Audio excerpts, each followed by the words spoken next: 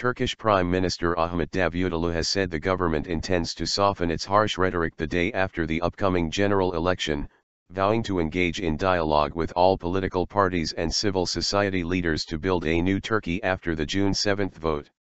In the end, this country belongs to all of us, Davutoğlu said during a live interview on public broadcaster TRT late on May 27, adding that competition during electioneering was a natural aspect of democracy.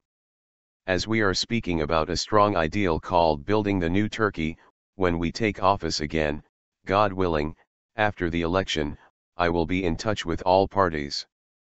I don't regard any of them as opposition or outsiders. We are ready to talk about every issue, with the drafting of a new constitution in first place, he said. Regardless of whether we will have a majority that could change the constitution ourselves on June 8, my call on all parties will be, come, let's make a new constitution together, Davutoğlu added. Anyway, if a step concerning the constitution is taken, then the peace process on the Kurdish issue would be set in a context that is also involved, he also said, referring to the stalled process aimed at ending the three-decade conflict between Turkey's security forces and the outlawed Kurdistan Workers' Party, PKK. You make a call and the other side may come to speak with goodwill. But if they do not, we will not put this issue, the constitution, in the freezer. We will continue to do whatever is necessary. This is the case for the peace process too, Davutoğlu added.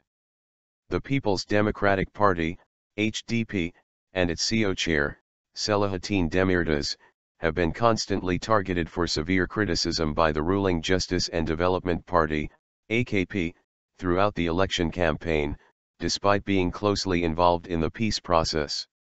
Arn, priority is constitution, then presidential system. Deputy Prime Minister Bülent Arn, meanwhile, said the ruling Justice and Development Parties, AKP, priority would be to secure a sufficient number of seats at Parliament to make a constitutional amendment on its own. Arn's remarks, delivered during a live interview on private broadcaster Haberturk late on May 27, came in response to a question on the government's desired shift to a presidential system. Our first aim is to secure the power we need to make the new constitution. When we have this power, when we write the new constitution with at least 330 seats, then we will also answer the question, how can this country be better ruled? The presidential system, he said. For a constitutional change at Parliament in favor of the presidential system in line with the aspirations of President Recep Tayyip Erdogan, their founding leader, the ruling AKP needs 367 to win seats. If it falls short, 330 seats would be enough to take the issue to a referendum.